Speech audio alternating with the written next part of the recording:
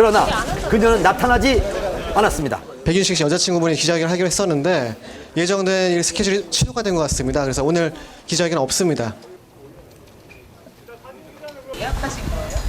아니 오늘 저희가 황당한 게 뭐냐면은 당황스러워요. 예약이 없었어요. 전혀 예약이 없는데 아침 11시 반부터 전화가 불티나게 온 거예요. 그분이 예약을 하셨다는 거예요. 그래서 저희 그런 거 없다.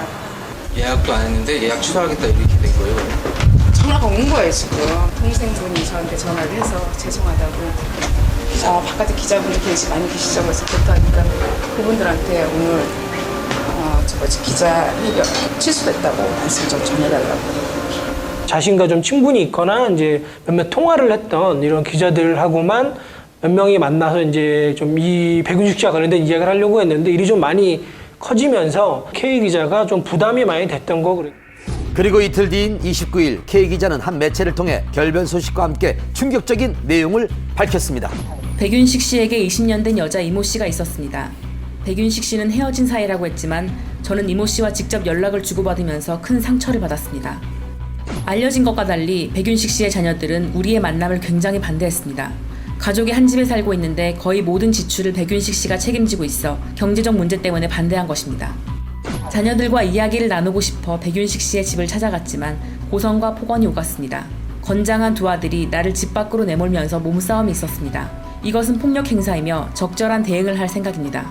무엇보다 백윤식 씨를 비롯한 백윤식 씨 가족에게 진심 어린 사과를 바란다고 강조했습니다. K 기자와 직접 통화를 시도해 봤습니다. 기자님이신가요? 기자신가요? 여기 SBS 한밤의 TV연예 팀인데요. 전화를 못했습니다. 죄송합니다. 백윤식 씨 소속사 측은 K 기자의 주장이 사실이 아니라고 전했습니다. 회사 차원의 공식 입장은 아마 없을 것 같아요. 근데 그거는 또 배우의 사생활이다 보니까 저희가 뭐 이래라 저래라 할 수 있는 입장이 있는 거는 아니고요. K 기자의 폭로로 인해 이제 문제는 백윤식 씨 가족 전체로 확산된 상황. 어떤 대응을 할 것인지 관심이 집중됐는데요. 그 다음 날 백윤식 씨의 두 아들은 즉각 반박에 나섰습니다. K 기자가 만취한 상태에서 막무가내로 찾아와 소란을 피웠습니다. 신랑이가 있었을 뿐 폭행은 없었고 오히려 일방적으로 얼굴을 폭행당했습니다. 그리고 이런 사실들은 녹취나 CCTV 등의 자료에 담겨 있다고 덧붙였습니다. 자식들로서 홀로 계신 아버지를 모시고 사는 것이며 백도빈 형제와 가족은 작년에도 2억 원 이상의 소득이 있는 연예인들입니다. 최대한 대응을 자제하려 했지만 사실관계를 정확히 밝혀야 할 것 같아 관련 자료를 수사기관에 제출해 법적 판단을 받을 예정입니다.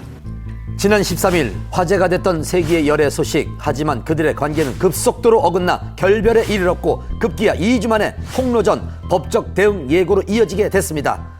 그리고 백도빈 형제가 공식 입장을 밝힌 바로 다음날 오전 K기자의 입원 소식이 알려졌습니다. 그녀가 지난밤 수면제를 과다 복용해서 응급실로 실려갔다는 겁니다. 당시 신고를 받고 K기자의 집으로 출동한 소방서를 찾아가 봤습니다. 몇 시 정도예요? 22시 10분. 신고는 그냥 본인이 하신 거예요? 어머니께서 신고하셨어요. 아, 어머니가? 네. 이사해서 강의하신다고. 집에서 어머니랑 강의하셔서 신고하셨어요. 수면제 과다 복용으로 복통을 호소하며 30일 밤 서울의 한 종합병원 응급실로 실려간 K기자. 다음 날인 1일 내과 중환자실에 입원해 일반인과의 접촉이 차단된 상태로 치료를 받았습니다. 오늘 일반 병실로 거처를 옮긴 것으로 전해졌고요. 또한 K기자의 입원 직후 백윤식 씨가 병문안을 한 사실도 알려져 화제가 됐습니다. 오늘 새벽에 소식 듣고 다녀오셨다고 들었어요, 병원에. 네네. 향후 관련해가지고 어떻게 오늘 상황들이 벌어졌잖아요. 지금 이 시기에 그런 거를 논의할 수 있는 상황은 아닌 것 같아요. 공개 연인 선언 2주 만에 결별과 폭로전으로 얼룩진 두 사람. 향후 어떤 결말을 맺을지 기추가 주목됩니다. 미성년자 5차례 강제추행 고영욱. 자, 최종 형량을 받은 후 각기 다른 이유로 연일 뉴스에 오르내리고 있습니다. 미성년자 성폭행 및 강제추행 혐의로 기소 중인 방송인 고영욱. 그가 연예인 최초로 전자발찌를 착용하게 됐습니다. 세간을 떠들썩하게 했던 이번 사건에서 논란의 중점이 된 형량 축소 한밤에서 취재했습니다. 지난 27일 항소심 선고 공판이 열렸습니다. 어떻게 예상하세요? 글쎄요, 지켜봐야죠. 반성문 제출했다는데 사실인가요? 예, 맞을 겁니다. 아마. 네, 과연 결과는 어떻게 됐을까요? 고영시 선고 공판에서 징역 2년 6월, 그리고 전자발찌 부착 3년, 신상 정보 공개도 7년에서 5년으로 이렇게 줄었습니다. 항소심에서 실형과 전자발찌 착용을